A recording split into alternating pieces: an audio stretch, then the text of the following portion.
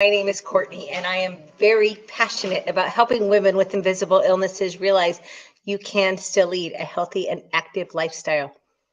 It's just not going to be the one you had envisioned for yourself, but what the hell else are you going to do about it? Excuse me. I had to tell y'all, it has been a freaking difficult, damned day. I don't even know how to explain this. It's really strange. Since I got to Texas, my pain has changed drastically, and it's not nearly as severe. But that being said, I hurt so freaking bad last night that according to my Fitbit, I slept for about 75 minutes. I am too gosh damn old to only sleep for 75 minutes. But you know what? Sometimes that's just the way it goes. And I'll be honest, I'm kind of dialing it in, calling it in tonight. I didn't want to. You're I asking me, Courtney? What in the hell? Wow, that was weird. Did y'all hear that? Holy shit, that was weird. Anyway, I don't know what the hell that was. I'm not sure I understand. Okay, my computer's doing something really strange. It's never done that before. I don't know what the hell that was or how I turned it on. I don't like it. Anyway, um, it's been a rough day, and I was super swamped at work because, of course, when you feel like crap, you're always really busy at work. But you know what? I worked. I was productive. I did actually far better than I than I could have hoped for. Because I'll be real honest, this morning I was like, "Well, this is not going to be this is not going to be a productive day." But it seemed like a good day to talk about how to support someone who has a chronic illness. This information is from themighty.com, and the Mighty is a great website for people who have chronic illnesses and or disabilities. A word of caution, and I don't at all mean this as a slam. The Mighty is a really good resource. It is, but there's a lot of really depressing stuff on there. So if you're looking for support, it can be a good place. Just be cautious because this stuff gets to people, and the message boards on any of these sites can be really damn depressing. So I never frequent message boards on sites like this. But anyway, 7 ways to support someone with a chronic illness. Number 1, check in. We withdraw. A lot of my friends know me well enough that if I get too quiet, they're like, okay, what's going on? What's up with you? I withdraw because I don't want to be perceived as whiny. I withdraw because I don't want to just sit there and bitch and tell you, oh, my life sucks. Because honestly, as a whole, my life doesn't suck. Today sucked. Today was not a good day. It was not a great day at all, but it is what it is. When we withdraw and you reach out, it lets us know that you haven't forgotten us. And I got to tell you, that's invaluable. Number 2, listen. Don't judge. Don't judge because you can't understand. We don't want you to be able to understand. The only way you can understand this is if you experienced it. So we don't want you to be able to understand. But listen with an open heart. Listen with an open mind. What's that saying? God gave you 1 mouth and 2 ears. So shut your mouth and open your ears and just listen. And for the love of sanity, do not ever tell somebody who suffers from chronic pain, well, I hurt too.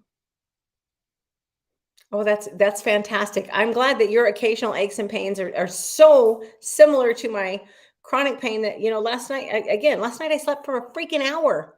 I am too old to sleep for an hour. But what do you do? It is what it is. When people say that kind of thing to me, I like to give people the benefit of the doubt. So my assumption is that you're trying to build a bridge of understanding, but you know what? It doesn't do that at all. It comes across as very demeaning and dismissive of what I'm dealing with. Don't offer unsolicited advice. Now, I'll admit this is where I differ from a lot of other people in the chronic illness community. because I would rather hear the same thing 1,000 times than miss out on something really fantastic. But when you tell somebody, well, you'd feel better if you just fill in the blank, if you just ate better, if you just exercised more, if you just meditated, if you just, I guarantee you, we've had that conversation with our doctors. If you really have something to offer, instead of saying, well, you would feel better if you just say, hey, you've probably heard this before, but I ran across this the other day and it made me think of you, and maybe you'll find it helpful. And this is what I found out. Offer it. Don't tell.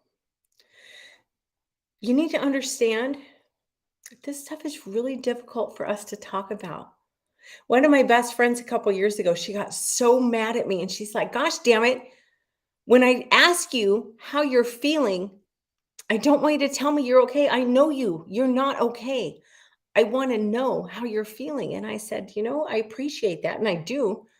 She's a close enough friend. I know it was very sincere. Corey, if you're watching, I love you, sister. I know it was sincere, but I had to explain to her,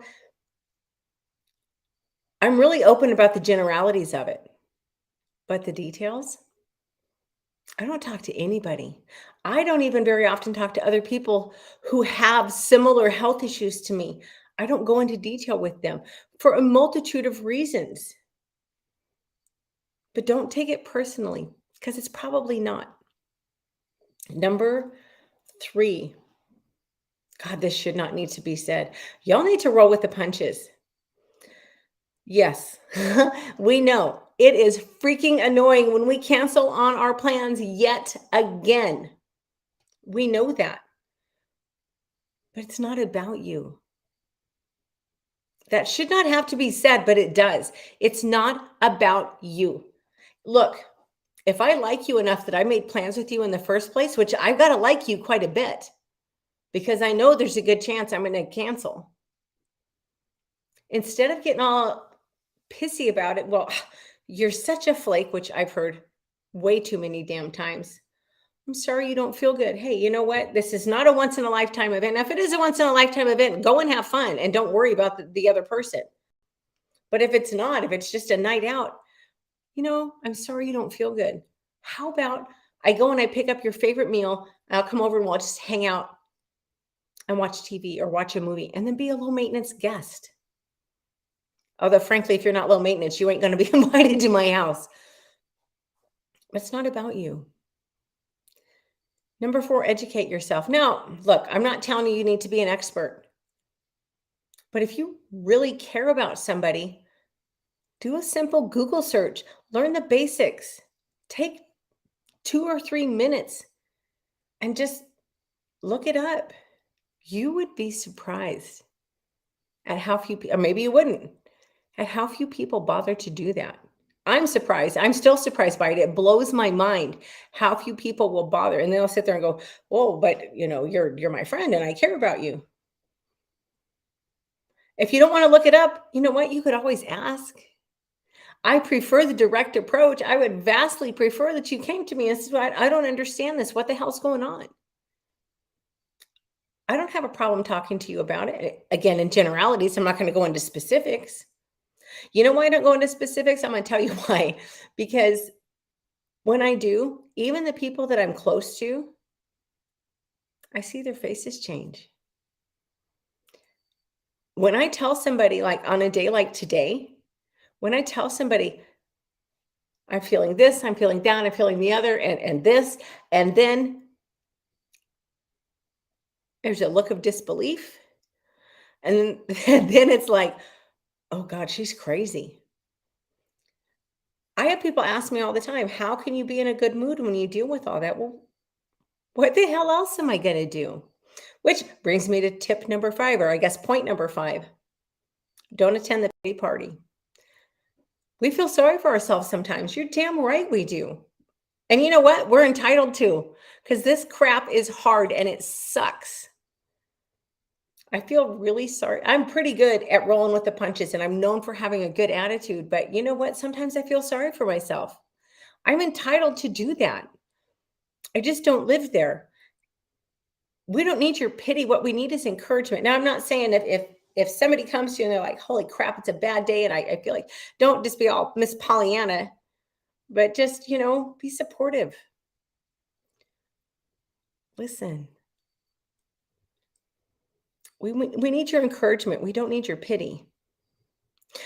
I got to tell you, if you want to, this is going to sound probably really ungrateful, and I don't mean for it to. I don't. But you want to piss me off? Feel sorry for me. I don't need you to feel sorry for me. I don't feel, for the most part, I don't feel sorry for myself.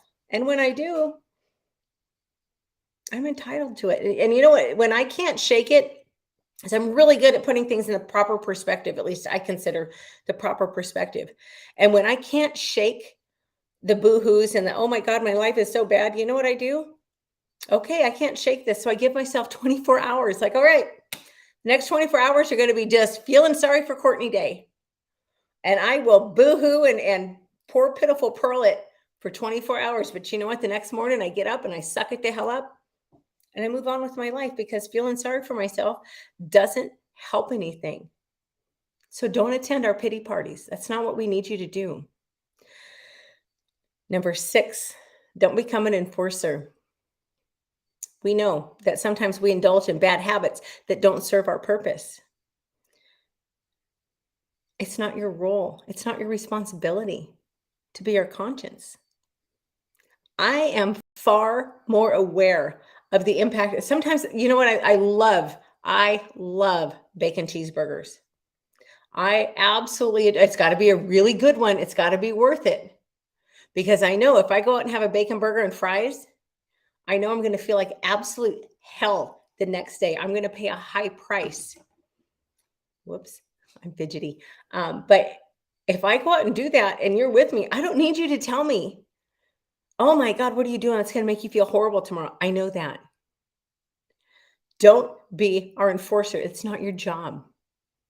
Be supportive. Don't be judgmental. You have no idea how, sometimes I just want to go out and say, screw it, and just act like a normal human being. I don't need you to judge me for that. Finally, number 7, accept us. Talk about things that shouldn't need to be said, but they do. Things have changed. You're right. Things have changed drastically. We know. We don't need you to remind us of the things that we used to be able to do that we can't anymore.